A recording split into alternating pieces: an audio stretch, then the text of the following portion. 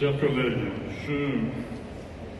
je suis avec le plus grand plaisir pour vous faire mon premier rapport du groupe de travail de haut niveau sur la science et la technologie qui a été mis en place cette année et dont j'ai l'honneur de présider la destinée jusqu'au moins un an.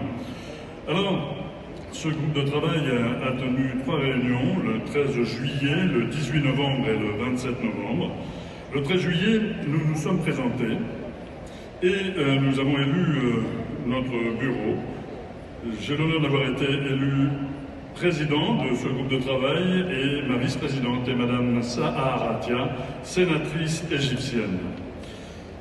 Nous avons construit ce groupe avec l'aide, bien sûr, du secrétariat général de l'UIP et la présidence de l'UIP depuis 2017, depuis que je suis là, mais bien avant, ils avaient déjà commencé à travailler sur ce sujet. La discussion sur les enjeux de la législation internationale sur la science et la technologie est importante. Et c'est ainsi que nous allons proposer un projet de charte éthique internationale, et nous l'avons décidé donc le 13 juillet. Le 18 novembre, nous avons discuté du débat de la science et de la technologie dans la stratégie de l'UIP, avec la précision de 4 axes de travail.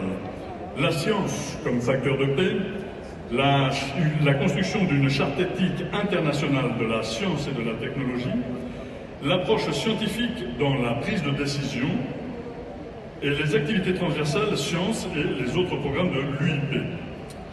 Et il a été proposé de commencer le travail sur la charte éthique internationale dont l'architecture avait été commencée auparavant. Le 28 juillet, c'est-à-dire il y a 2 jours, nous avons discuté et adopté un plan de travail de notre groupe en plusieurs points. Tout d'abord sur l'éthique. Sur l'éthique, nous avons rédigé et adopté une charte éthique internationale de l'usage des technosciences et des technologies qui est en cours de construction, qui n'est pas finalisée bien entendu, qui est en cours de construction. Et à ce propos, je remercie très grandement toutes les contributions qui ont pu nous être parvenues, que ce soit des délégués de notre groupe ou des observateurs ou d'autres organismes tels le CERN ou le CNRS français. Le développement durable, le fait de sensibiliser les parlementaires sur la manière dont la science et la technologie peuvent être utilisées pour atteindre les objectifs de développement durable, notamment la réduction de la pauvreté dans le monde, l'égalité des sexes, la lutte contre le changement climatique et la garantie du droit à la science pour tous.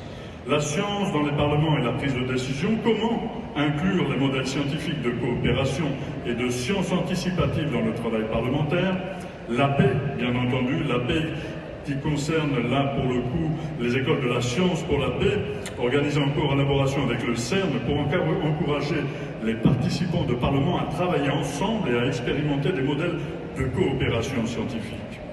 Et enfin, bien sûr, le Covid-19 et son impact sur nos sociétés et surtout l'inégalité d'accès des vaccins qui a été retenue comme question d'urgence dans cette Assemblée et je m'en réjouis.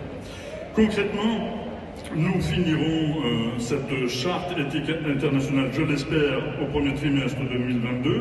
Une réflexion est entamée sur les différentes thématiques, la science pour la lutte contre la pauvreté, l'accès à la vaccination, le réchauffement climatique notamment, avec un objectif, un premier rapport en juin 2022, l'organisation de webinaires de travail, la proposition de participation à des événements divers, notamment Ecosol à New York le 5 et 6 mai 2022, la participation à la conférence scientifique organisée au Vietnam dans le cadre de l'année internationale des sciences fondamentales pour le développement durable du 13 au 16 septembre. Je remercie ici la délégation vietnamienne pour cette initiative, l'organisation de webinaires et d'autres thématiques proposées.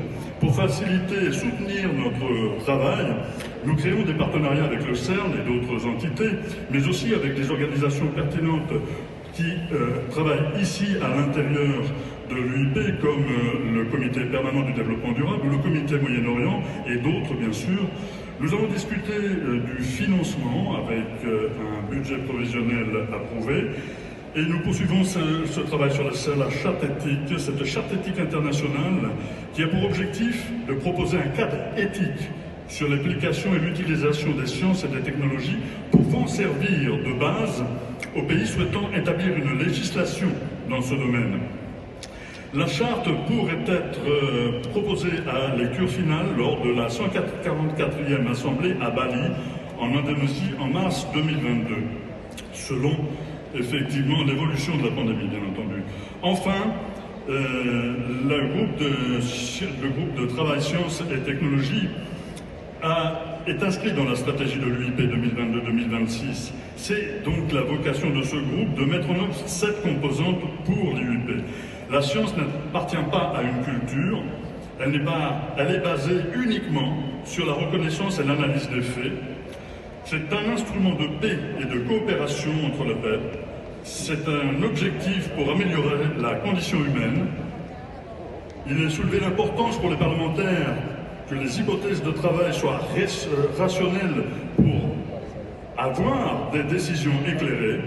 Et nous avons décidé de 3 axes de la diplomatie: la science dans la diplomatie pour la science et la science pour la diplomatie. Alors, notre objectif final est bien de créer des ponts entre la